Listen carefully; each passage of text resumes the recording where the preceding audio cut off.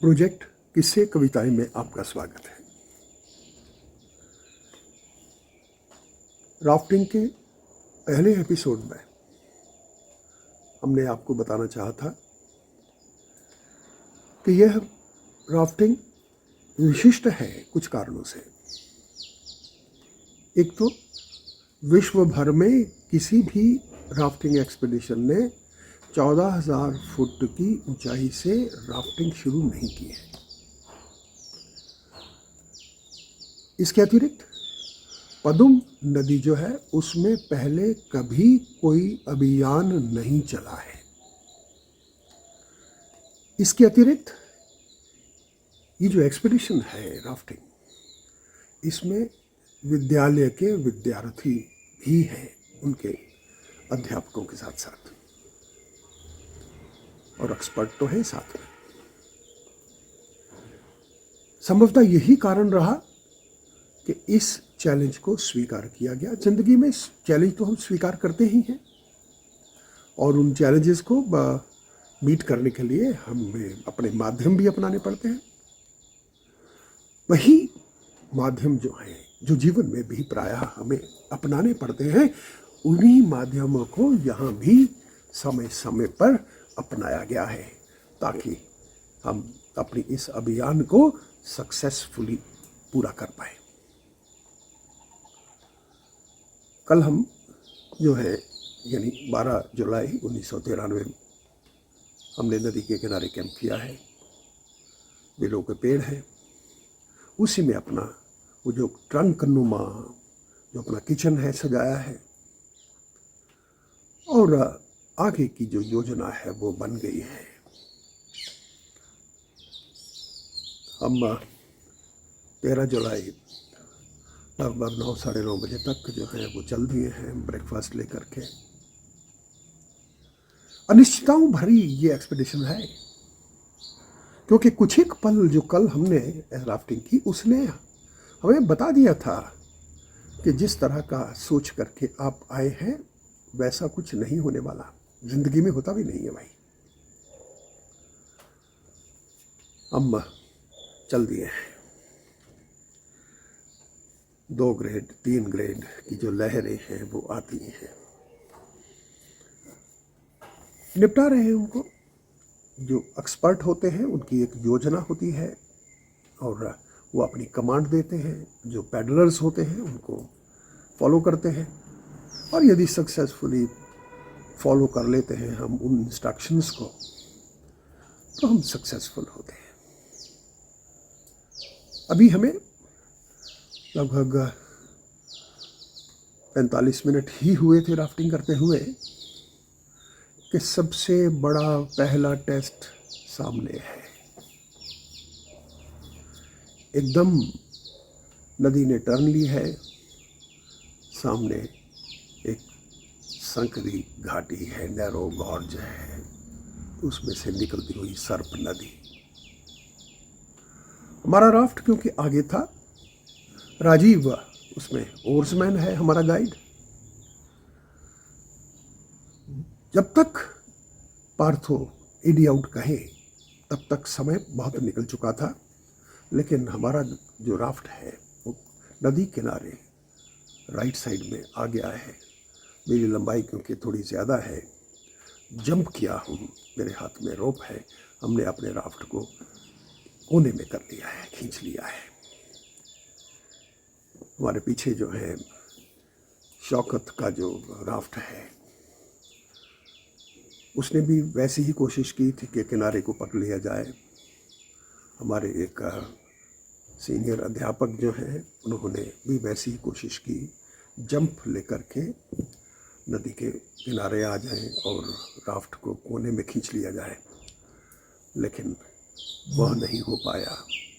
और हमारे उस सीनियर जो अध्यापक हैं उनका पहला टेस्ट शुरू हुआ है। कल्पना कीजिए 14,000 फुट की ऊंचाई पर यदि आपको नदी में पटक दिया जाए तो कैसी हालत हो सकती है। मुझे लगता है मौसम इतना ठंडा था, पानी इतना ठंडा है कि ऐसा लगता था जैसे शरीर का अंग जो उस पानी में डूबा हुआ है जैसे अलग कर दिया गया है। तो पहला टेस्ट हमारे इस अभियान का हुआ है।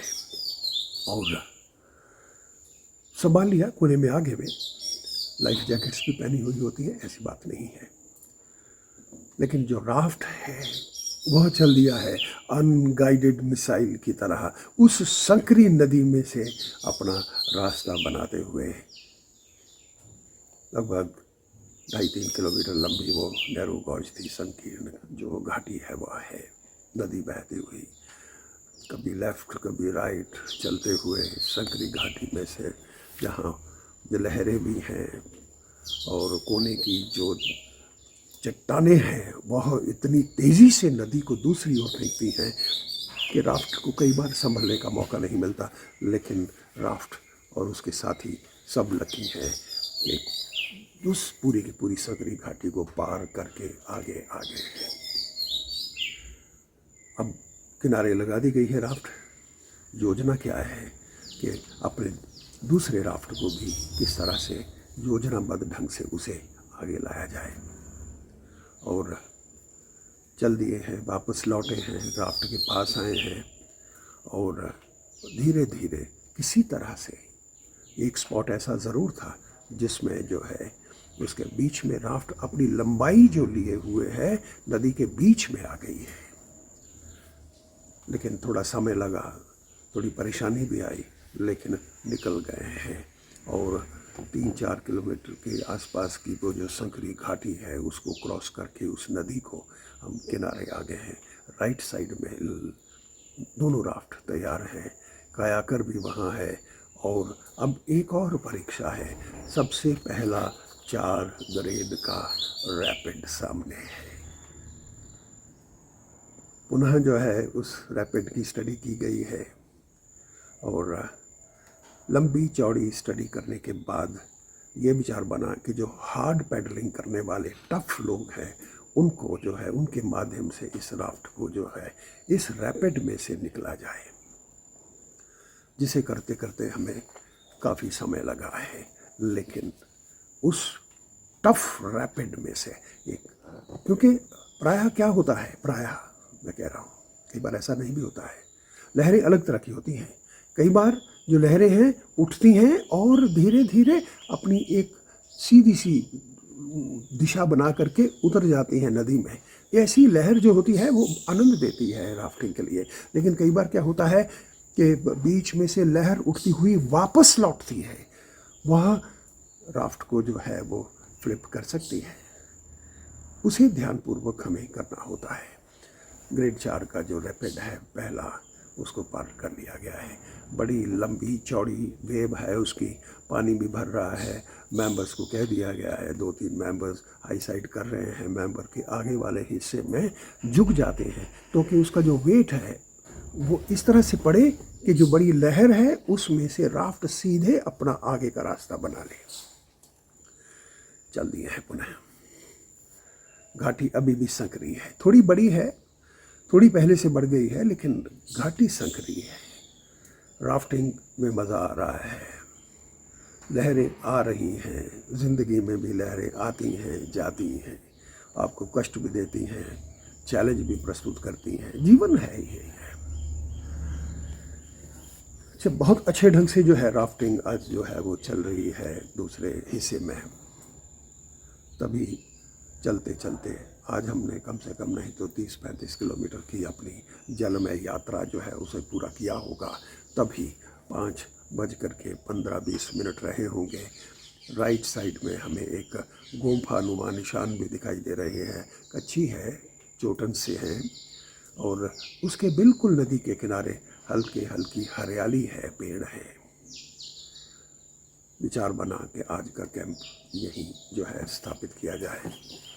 ऊपर चोटन्स के पास जो है कुछ एक लोग दिखाई दिए हैं, उन्होंने हाथ हिलाया है और हम लोगों ने भी सोचा कि ये उचित स्थान दिखाई देता है कैंपिंग के लिए। ये लोग भी उतर आए हैं, हम कोने में अपनी चीज़ें सेटल कर रहे हैं। उनके लिए यह एक अविश्वसनीय संसार था। अविश्वसनीय क्यों? क्योंकि उन्होंने कभी इस तरह की राफ्टिंग देखी नहीं, राफ्ट्स को देखा नहीं, नदी से उतरते हुए लोगों को नहीं देखा है। उनके लिए एक आश्चर्यमय संसार था। देखते रहे, हमें भी देख रहे हैं। एक तरह से उन्हें लगता होगा कि ये एलियंस की तरह कौन आ गए हैं इस नदी के माध्यम से, हमने तो कभी सोचा ही नहीं था, ना सोचा, ना समझा, ना सुना।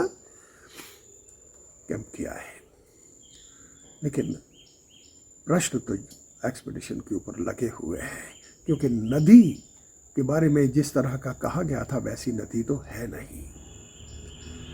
सदस्यों, जो विशेष तौर पे हमारे जिस सदस्यों को 14,000 फुट की ऊंचाई पर उस पानी का जो दंश झेलना पड़ा था, उसने विद्रोह कर दिया है। और उन्हीं के सुर में सुर बहुत भी अध्यापकों ने मिलाए हैं, साथी ने मिलाए हैं कि हम आगे तभी बढ़ेंगे यदि इस रिवर को अच्छी तरह से परख लिया जाए। क्योंकि उन स्थानीय लोगों से टूटी फूटी बात करते हुए जो पता चला कि अभी आगे ही भी एक बड़ा रैपिड है। पार्थो और मैं अगले दिन गए हैं। एक सचमुच बड़ा सा रैपिड है, मुश्किल है निकलना। पानी बहुत ज़्यादा नहीं है नदी में। यदि पानी बहुत ज़्यादा होता तो उस वेव को जो है आसानी से पार कर लिया जाता। 14 को यही विचार बना, अड़ोस पड़ोस तक, दूर तक उनके एक स्थानीय लोगों को लेकर के चले हैं नदी को देखने के लिए। और पार्थो को भी भेजा है, राजीव को, दोनों को एक साथ भेजा है कि जहाँ तक दूर तक आप नदी को देख कर के आओ। 15 जुलाई शाम के समय वे दोनों लौटे हैं और उन्होंने एक सुखद समाचार दिया है कि पुरने तक जो नदी है बिल्कुल शांत है, किसी तरह की कोई समस्या नहीं, सभी के चेहरे खिले हुए हैं। लेकिन सबसे बड़ी समस्या इस समय यह है कि आगे पुटिन जो पॉइंट है, नया पुटिन पॉइंट ढूंढना होगा जो लगभग 1-1.5 किलोमीटर दूर है, और उसके लिए हमें सहायता की ज़रूरत होगी।